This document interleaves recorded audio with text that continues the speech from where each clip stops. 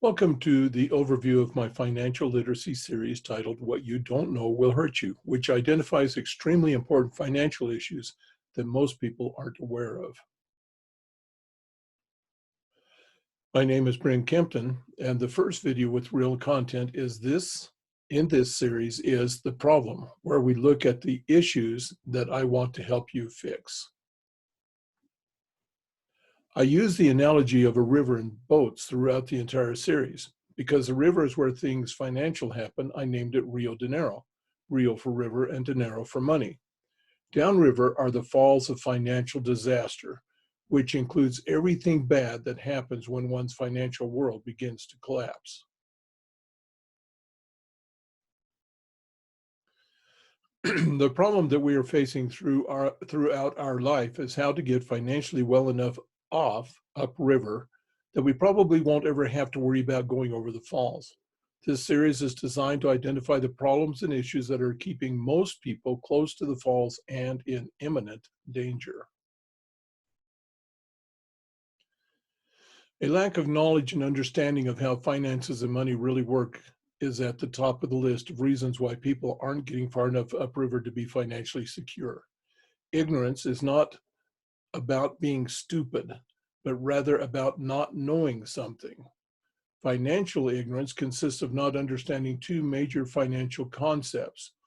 The first is not having an understanding about how money works. While everyone knows how to buy things with money, what most people don't know is how to leverage money.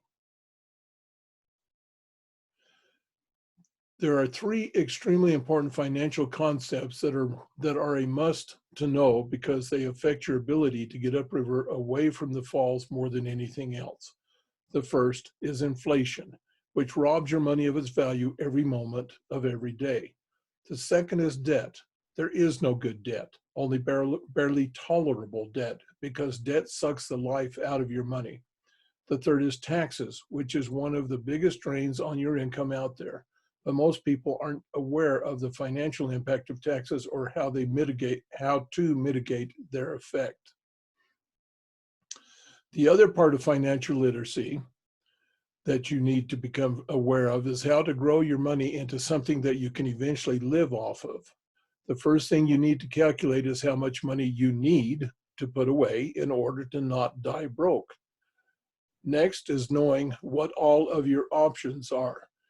Even those people that have a financial advisor may not know all of the available options because many advisors don't carry a full set of licenses, so they can't talk about some of the best options. And finally, one needs to understand the available options well enough to be able to know which might work best for them. When I was young, people would not live long after they retired, but now the average life expectancy is well past retirement age, which means one's money has to last much longer than before.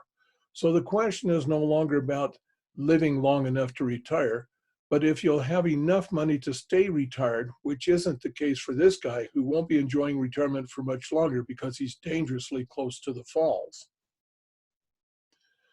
Throughout the presentations, I'm going to be making references to the financial matrix, which based on my decade as an investment advisor representative, I believe to be very real.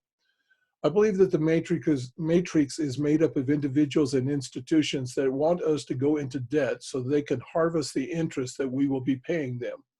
Note the eagerness of the lenders in the picture to convince this individual to borrow money from them so he can start paying them interest. One way that they do this is by creating a false reality that is much greater than the actual reality. For example, enticing one into taking money out of their home to build a pool or buy stuff for the yard, which are not necessities. This ensures that you keep on paying them interest for as long as possible. I once worked with an individual who took his mortgage from about $13,000 to over $180,000 by continually refinancing his home. Having worked as a loan officer, I can assure you that there's a lot of money in selling loans. By convincing you to borrow now, instead of waiting until you can afford something, they get you to literally mortgage your future for a false set of dreams that you only think that you need. You should never borrow in order to get a want. The mortgage industry is ripe with examples of the financial matrix. You probably know that early in a mortgage, the payments barely touch the principal. What you probably don't know is that you pay off about half of the total interest on a mortgage in just the first 5 years. That's why about the time a mortgage hits its 5-year mark, the homeowners start getting flyers in the mail encouraging them to refinance their home to get the equity out of it.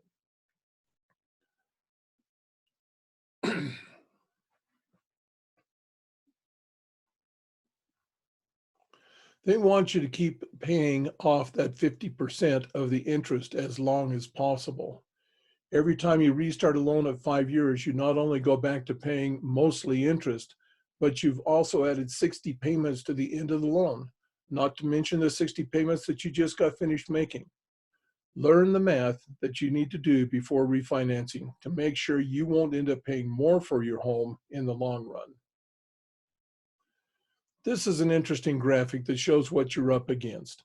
In the center of your home is your dream tank. To the right are the real dreams that people have.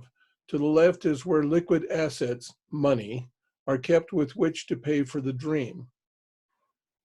Next to the front door are the buckets that you have to carry to work every day to bring your liquid assets, your paycheck, back home each night. On the right-hand side of the house, you'll notice 3 pipes coming out. These pipes were connected to your dream tank by outside entities in order to siphon off your liquid assets, money. The top pipe is inflation, which drains off the buying power of your money. The middle pipe drains off the money needed to service your debt, which is typically about 1/3 of what you bring home each month.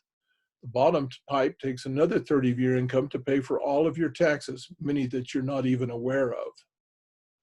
Because of those pipes, you are left only with about 1/3 of your income to live off of, which makes it hard to move upstream, much less fill your dream tank. So what you need to do is to either reduce the outflow or even shut down the pipes. The good news is that this can be done both legally and ethically. Because of those 3 pipes and the lack of financial literacy, 78% of households are on a paycheck-to-paycheck basis, just one paycheck away from the falls of financial disaster. A recent study found that a vast majority of people didn't realize how much they were spending every month on wants. Their first guess was it was about $80 per month, but after thinking about it, they changed that guess to $112. They were shocked to learn that it was more like $240 each month. Financial literacy is your ticket for beating the financial matrix. Financial literacy has 3 components: understanding finances and how money really works, developing yourself into a winner, and developing the skills to act instead of being acted upon.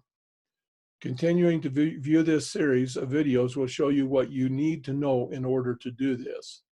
Also, I provide even more detail along with solutions in my coaching sessions. And with that blatant attempt to get you to let me help you, we finish up this first video segment. Our next session will be more on the financial matrix, which shows you even more ways in which the matrix tries to ensnare you. This is on a need-to-know basis, and you need to know. Here's my contact information. You can stop the presentation if you need more time to write it down or to click on the QR code.